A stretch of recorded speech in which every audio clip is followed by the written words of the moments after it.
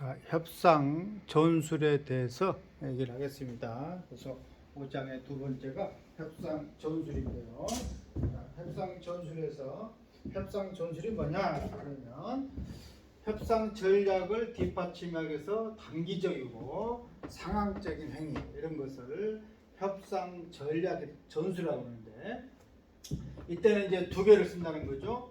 양보 추구 협상 전략 하는 협상 전술이 있고요. 문제 해결을 하는 협상 전략 이렇게 두 가지로 구분을 할 수가 있습니다. 자, 양보 추구 협상 전략을 사용하는 협상 전술은 일방향적이다. 한쪽으로 보낸다는 뜻이고요. 문제 해결 협상 전략은 쌍방향적이다. 그래서 서로 양보 추구냐 문제 해결 협상 전략이나 협상 전술을 어떤 것을 써야 되겠냐 하는 것을 얘기를 하고 있고요.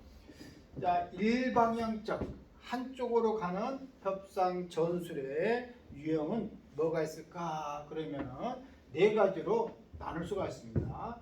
첫 번째는 상대방의 협상 목표라든지 협상 전략을 파악을 한다는 거죠. 그래서 상대방의 협상 목표나 전략을 파악을 하고 평가를 위한 전술입니다. 그래서 그걸 뭐냐?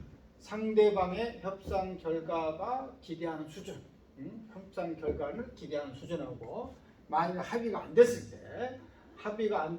때에 상대방의 손실이 어느 정도 되느냐 그런 손실을 파악하는데 초점을 맞추는 것이 첫 번째입니다. 그래서 상대방의 협상 목표라든지 협상 전략을 파악하고 평가를 하는 그런 전술이다. 그리고 두 번째는 자신의 협상 목표예요. 자신의 협상 목표와 협상 전략에 대해서 상대방의 인식, 상대방이 어떻게 인식을 하고 있느냐 그런 인식 관련 전술입니다. 그때는 자신의 정보를 숨긴다든지 상대방이 제대로 파악 못하는데 초점을 둔다는 거죠. 내 정보를 그래서 늘 얘기했지만 지피지기면 백전백승이다. 상대방을 알아야 되니까 상대방이 나를 못 알게 해야 되겠죠. 그래서 임금 협상을 할 때는 사용자가 뭐 경기가 지금 위축됐다. 지금 경기가 지금 뭐 침체냐 그런 얘기가 나오고 있죠. 또 저생산성 문제. 우리나라의 한국의 문제는 늘 뭐냐면 노동 생산성이 낮다라고 얘기를 합니다. 그래서 임금을 인상을 할 때에 가장 기본이 뭐냐? 노동 생산성 향상분만큼 이렇게 올려주면은 문제가 없습니다. 근데 노동 생산성을 오버해서 임금을 해달라고 하면은 그건 기업에서 이렇게 타격이 있단 말이죠. 그래서 늘 저생산성이라든지 경쟁업체가 해외를 진출한다든지 제품의 납기를 정확하게 지키느냐, 또 협력업체가 요구를 하느냐, 또 소비자의 불만 등을 하면서 소비자가 어떻게 불만을 이렇게 하면서 임금 인상을 억제하는 그런 분위기를 조성을 한다. 누가? 사측에서. 그래서 자신의 노사 협상에 관한 얘기인데 자신의 협상 목표라든지 협상 전략에 대해서 상대방의 인식 관리를 하는 그런 전술이다 하는 거고, 그래서 내 정보나 이런 것에 대해서 숨긴다든지 상대방이 제대로 파악 못하게 한다. 세 번째는 상대방의 협상 결과에 대해서 기대 수준을 조정하는 전술이다 하는 겁니다. 상대방의 기대 수준이 비현실적, 현실 너무 높다는 거죠. 자신의 제안이 최선의 제안이다. 내 제안이 주는 것이 최선이다. 그런 것을 인식시키는 데 초점을 맞추는 것이 세 번째다는 거고요. 네 번째는 협상이 지연된다든지 또는 결렬됐을 때, 협상이 지연되거나 결렬됐을 때 발생하는 내가 자신의 손해를 줄이고 반대로 상대방의 손해는 늘리는, 나의 손해는 줄이고 상대방의 손해는 늘리는 방법으로 비용을 조절하는 전술이다 하는 것이 네 번째 얘기입니다. 이때는 합의 도달에 대해서 최종 시점, 협상 진행 일정 이걸 조절해서 상대방을 압박을 한다는데 초점을 맞춘다 하는 겁니다. 그래서 이렇게 일방향적 협상 전술의 유형과 특징인데 네 가지로 이렇게 유형을 나눌 수가 있다는 거고요.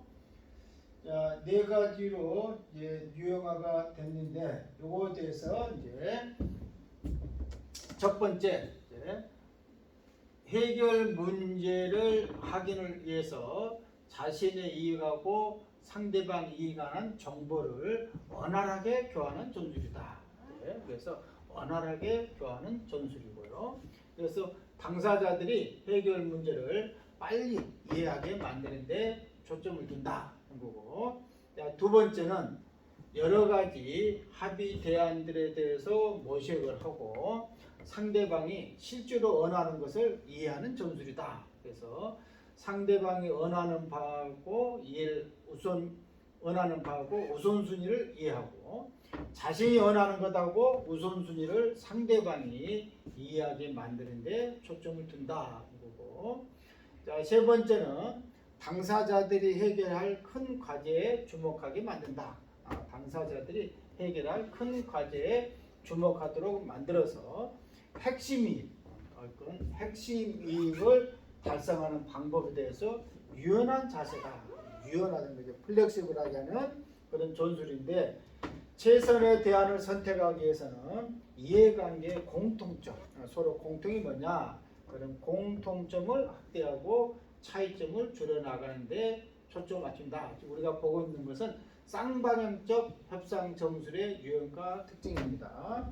앞에서 봤던 것은 일방향적 협상 전술의 유형과 특징에 대해서 네 가지로 유형화했고요. 이것은 쌍방향적입니다. 그래서 서로 이해관계 공통점을 확대하고 차이점을 줄여나가는데 초점한다. 네 번째, 상대방이 문제 해결을 어렵게 만들 때는 자신의 잘못으로 협상을 제대로 진행 못할 때 대처하는 전술입니다. 그러니까 상대방이 문제 해결을 어렵게 만든다든지 또는 내 잘못으로 해서 협상이 진행이 제대로 못할 때 그런 대처하는 전술인데 상대방하고 자신이 협상에 인식하는 것, 또 태도 이런 것을 변하게 만들고요. 자신의 제안을 정확하게 전달해서 긍정적인 평가받는 데 초점을 맞춘다 해가지고 쌍방향적 협상 전술의 유형과 특징에서는 해결 문제를 하기 위해서 내 이익하고 상대방 이익하는 정보를 원활하게 교환하는 전술. 두 번째, 여러 가지 합의 대안들을 모색하고 상대방이 실제로 원하는 것을 이해하는 전술. 세 번째, 당사자들이 해결해야 할 큰 과제에 주목하게 만들고 핵심 이익을 달성하는 방법에 대해서 유연한 자세를 갖는 전술. 네 번째는 상대방이 문제 해결을 어렵게 만들거나 자신의 잘못으로 협상이 제대로 진행 못할 때 대처하는 전술. 이렇게 네 가지로 이렇게 유형을 나눌 수가 있습니다. 자, 협상 전술의 특징을 보게 되면 협상 전술은 뭐냐? 협상 전략을 뒷받침하는 단기적이고 상황적 행위다라는 것을 협상 전술인데 일방적 협상 전술의 특징은 뭐냐? 상대방의 협상 목표나 전략을 평가한다. 두 번째, 자신의 협상 목표나 전략에 대해서 상대방을 인식을 관리한다. 이게 특징입니다. 세 번째, 상대방의 협상에 대해서 기대치를 조절해라. 기대치를 낮추라는 거죠. 너무 높게 되면 협상이 안 되니까. 네 번째, 협상이 지연되거나 결렬에 대해서 비용을 조절하라는 거고요. 쌍방향적 협상 전술의 특징에서는 정보 교환을 위해서 우호적인 협상 분위기를 조성해라는 거고, 상대방이 원하는 바를 이해하고 자신이 원하는 바를 이해시켜라. 공통점에 확대를 시킨다든지 또 차이점을 축소하라. 공통점이 있게 되면 그 부분을 늘리고 서로 차이점이 있게 되면 그 차이점을 축소를 된다는 거고, 협상이 잘못 진행될 때 그걸 대처를 한다 하는 것이 쌍방향적 협상 전술의 특징입니다. 그래서 협상 전술에 관한 특징에 관한 얘기를 했습니다. 그래서 자, 협상 전술이 뭐냐라는 것을 얘기를 했는데 협상 전략을 뒷받침하기 방기적이고 상황적 행위인데 이때는 내가 양보추구 협상 전략이냐 문제적 협상 전략이냐 있는데 이 부분이 이제 우리가 5장의 2인데요. 5장의 3에서는 양보추구 협상 전략과 문제적 협상 전략이 따로따로 5장의 3, 5장의 4 이렇게 나오게 될 겁니다. 그래서 일방적 협상 전술의 유형과 특징, 두 번째 쌍방향적 협상 전술의 유형과 특징을 살펴봤고 두 개를 협상 전술에 대해서 일방향적 협상 전술, 쌍방향 협상 전술의 특징을 이렇게 같이 봤습니다. 그래서 5장의 2는 여기까지 해서 마치도록 하겠습니다.